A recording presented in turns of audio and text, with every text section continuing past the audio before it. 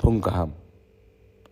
पिछले 2 दिन से मैं सोया नहीं हूँ और आज क्योंकि सब लोग कैंडिडेट्स फाइल कर रहे हैं अपना नॉमिनेशन, मैं सबको बोलना चाहता हूँ बेस्ट ऑफ लक।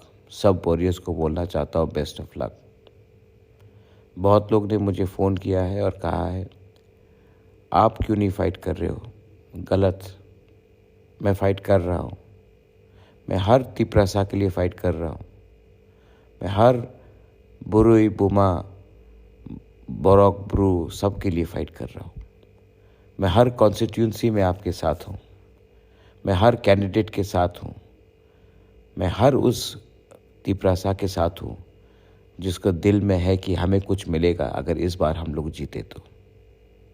मैं आप सबको अपील करता हूँ, मैं अकेला मैंने बहुत सैक्रिफाइस किया है, आपको भी थोड़ा सैक्रिफाइस करना पड़ेगा।